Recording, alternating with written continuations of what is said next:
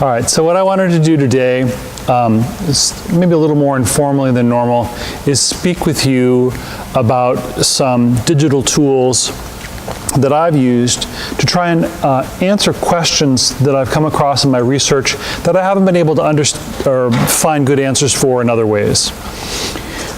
In particular, I'm going to talk to you about joining two different kinds of digital tools, social network analysis software and geographic information system software. Now, if you're not familiar, and they may sound a little bit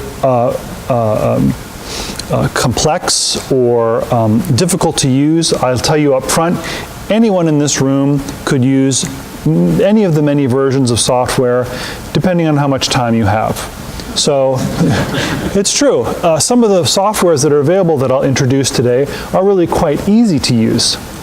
In 10 minutes, if you had the information, we could have you doing social network analysis, and in 20 minutes, if you had images and so on, and locations, you could be doing maps.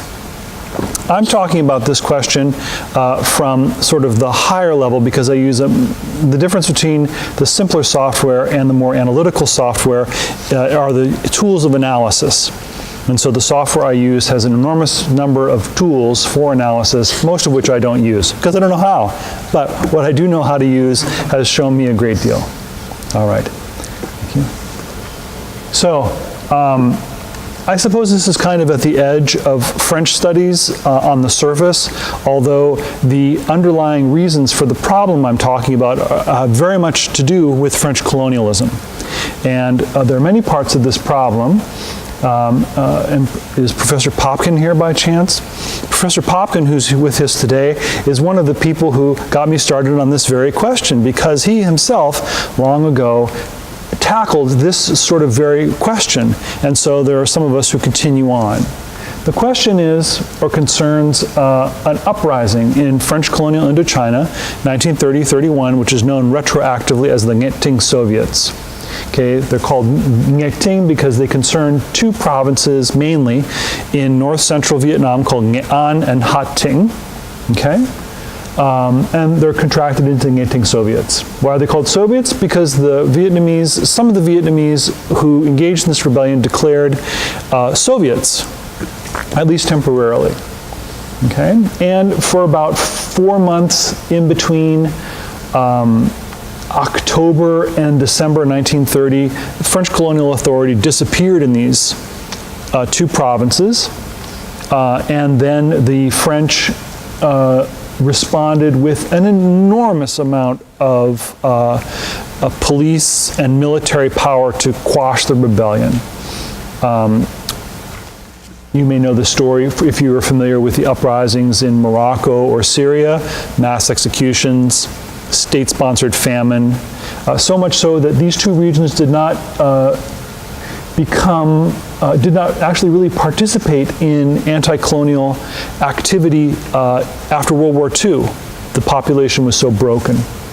So the question is, though, for me, how did they get started? What do I use? Here are the two softwares, Esri's ArcGIS and Gephi Network Analysis, with two other tools called GeoLayout and Gephi to Earth. We'll see. Okay?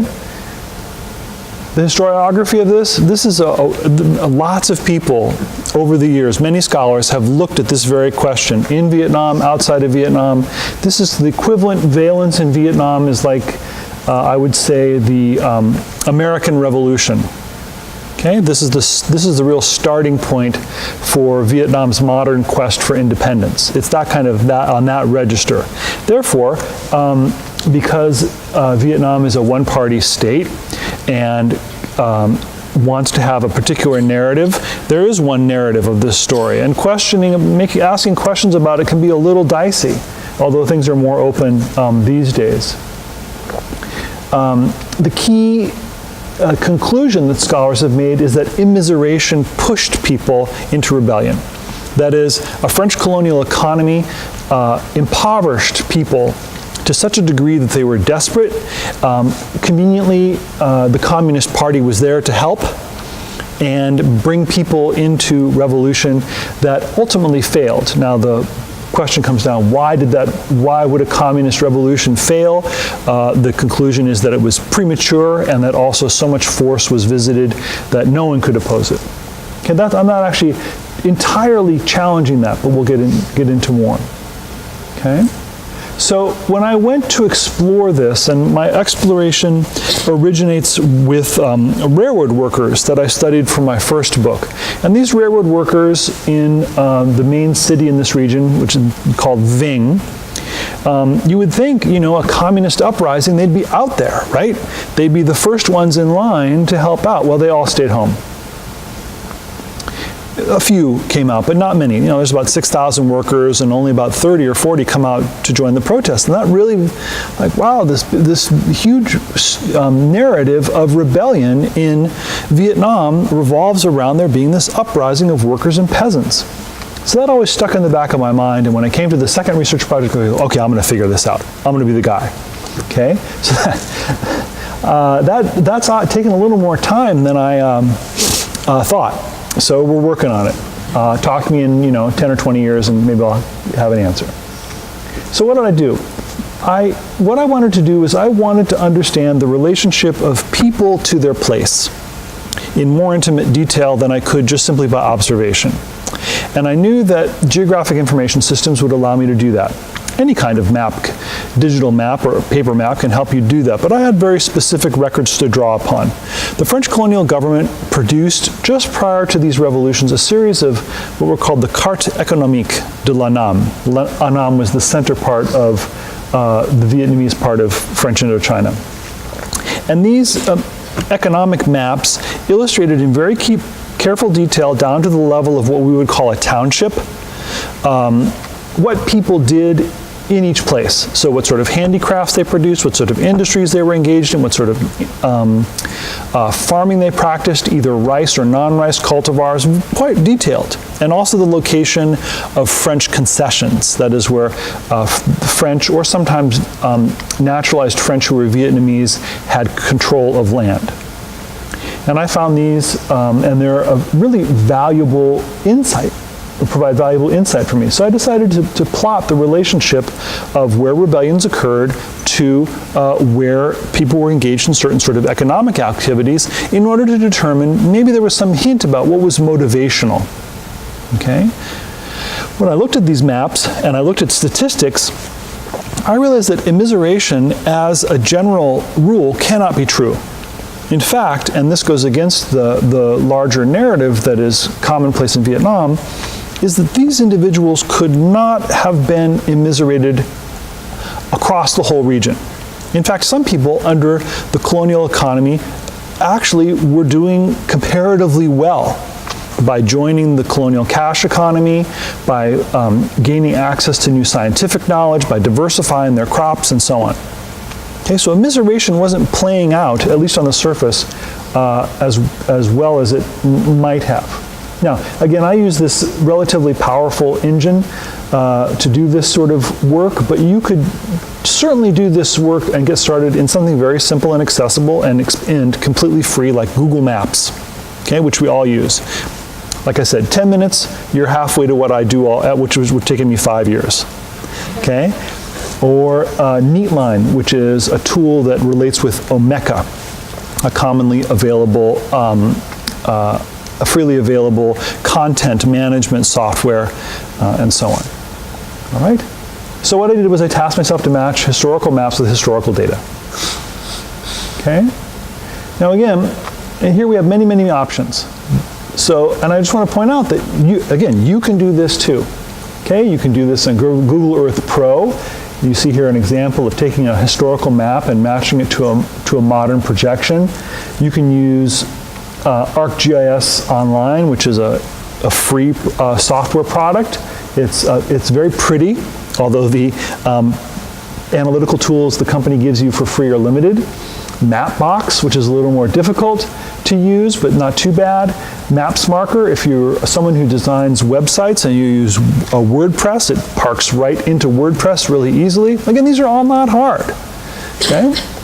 And then Google Maps itself, Google Maps is pretty powerful now. You can import maps and data and plot lines and all sorts of stuff. You just can't quite do the analysis yet with them, but that's coming.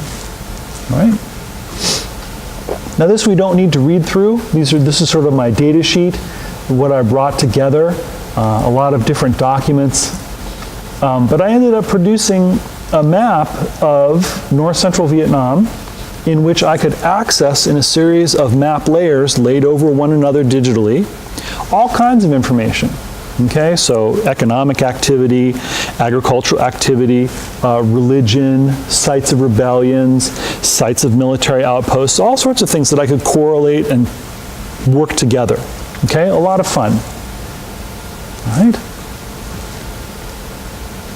And here is the GIS itself at its sort of most basic form. This is what I look at when I get down to work to start. Okay, nice, clean. I can do a lot of different things with this map. So I started running analyses, okay, and asking the map and the data questions. That's all you're doing, is you're providing the machine with the information. It ties the information or the data to a map. And then you ask the map and the data combination questions. There's nothing, it's just how you set up the questions that's the key. You have to think through your questions carefully. And so I asked a lot of questions, which were ultimately fruitless. So I figured, okay, maybe people who were in areas with good rice land, that is, rice has to be grown for the most part where it's flat. Okay, so no slope, you can't have a sloping rice field, could be a bad day. And I was asking maybe, okay, rice prices declined in 1929. Okay, so I ran that, and yes, most of the rebellions occurred in places where people grew rice, but, what kind of question is that in Vietnam? Okay, next. I was like, Mr. Genius here. Okay. So then I got on to a somewhat more complicated analysis, like, okay, what about the different kinds of rice? Now this got a little more complicated and took more time because there are 6 different kinds of rice grown in this region based on how many harvests and the particular kind. And this took a fair amount of time to ask this question. And it was quite interesting, but there was no conclusion. There was no particular pattern that I could determine. Okay? Then I combined the two, rice cultivation by harvest month and commune in less than 2% slope area. Nothing. Okay? Each of these takes time, but this is part of the process. It just takes time. And then I was thinking, well, maybe people rebelled in places where they weren't growing rice, that is, quote, bad slope places. Places where people had to eat foods that were considered, in quotes, to be poor. Okay, sweet potatoes, maize, what's called dry rice, which is much less productive and nutritious. Yeah, maybe we got 4 places that are in those, but that wasn't conclusive, and no one, that didn't really take me anywhere, okay? I was like, okay, we're just going to throw everything at the fan and see what we come up with, okay? Maybe people, I was going to then you become like the wacky historian. It's mulberries, people growing mulberries, and then you come to conferences and you don't comb your hair, and okay, and then no one invites you to do anything anymore, okay? So that wasn't conclusive either, okay? Pretty, but not conclusive, all right? Okay, now this is a little more serious in that 1 or 2 historians outside of Vietnam, the Vietnamese in Vietnam would never broach this topic, it's too sensitive. Was there conflict between neighboring Catholic and non-Catholic regions? Okay, Nghe An in particular, to a lesser degree Ha Tinh, have significant populations of Catholics for several hundred years. Okay, and this was somewhat interesting and something to pursue later. I want to come back to this, but it in and of itself was not necessarily conclusive, but led me to a new question. Okay, we're getting there. Oh, he's just going to tell us he found nothing. Fine. Okay. So I ran out of easy questions to ask. I mean, there's 1,000 questions you could ask, like the river flow or whatever. That doesn't mean anything. I was like, Del Testa, you're missing the people here. Okay? You need the people in relationship to the place and the event. So what I've done more recently is I've started to do a little bit of work in an unsophisticated way with social network analysis software. What does social network analysis software do? You introduce two sets of data, people or places, but generally people, and then their relationship to one another. Okay, so you set up a spreadsheet, in essence, of like all the names in this room, and everyone gets a number. And then what you do on a separate spreadsheet is you assign how one number relates to every other number.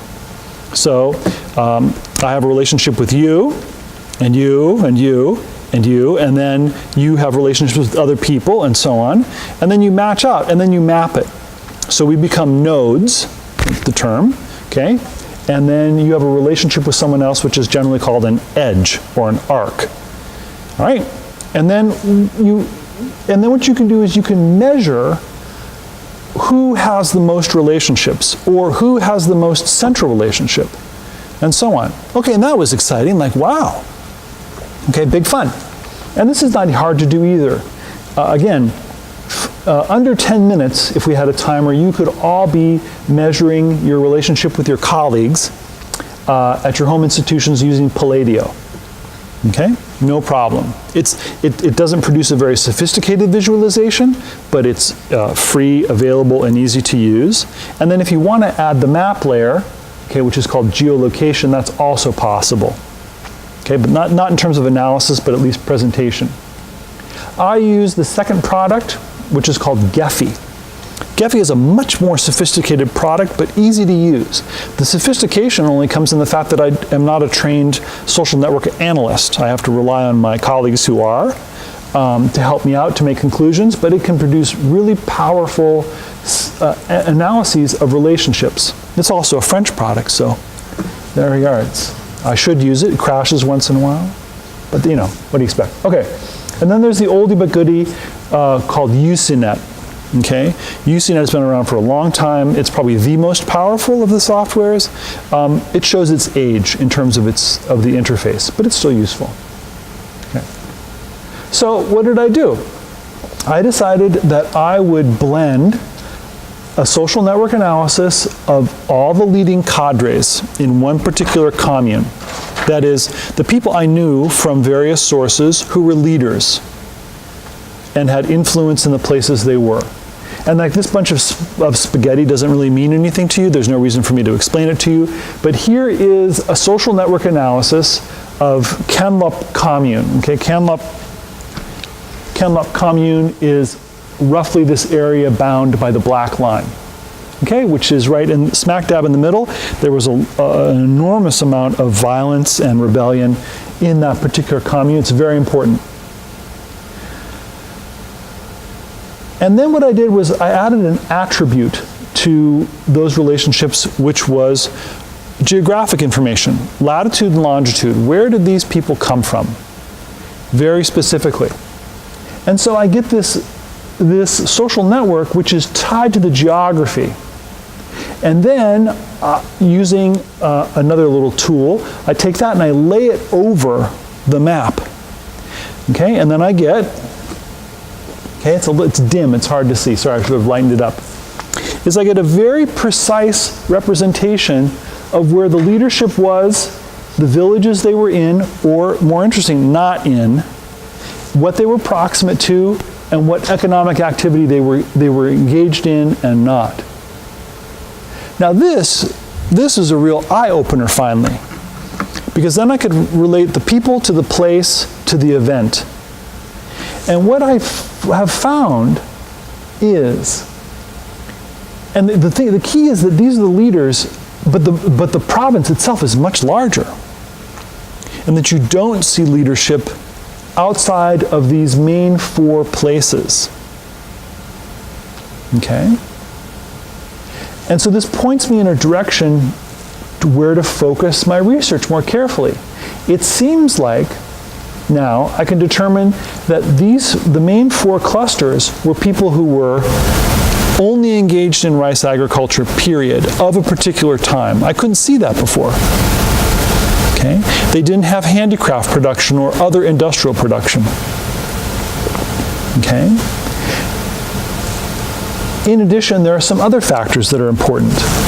Okay? This group over here, okay, sorry, right next to a French concession.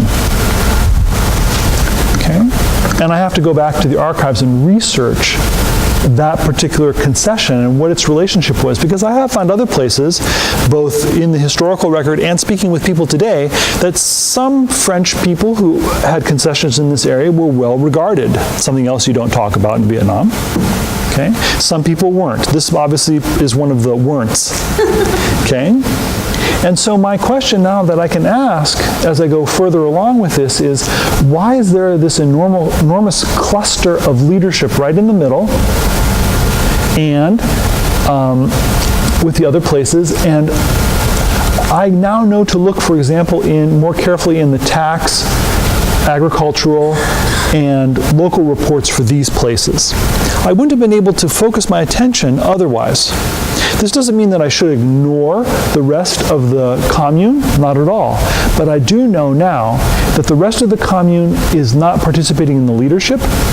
And the other thing I have to now ask is, are those others supporting the French, which you also find?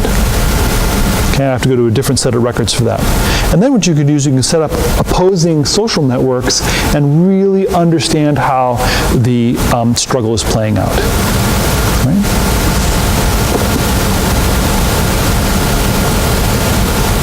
So this is where I'm at.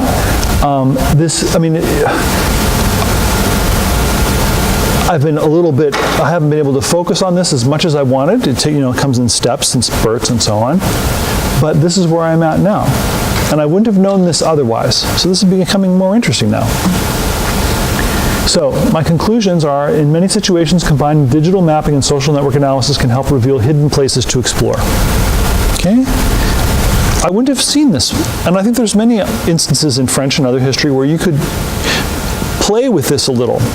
Okay, and find out not only who is central to a social network, but also where that centrality is located and think about why it's important. It doesn't have to be complicated. Like I said, Palladio, 10 minutes, you're on your way. More complex programs give you more analytical power, but not necessarily better graphics. Okay, the big GIS product, ArcMap, okay? And again, it's easy to learn. If I can do it, you can do it too. Thank you very much.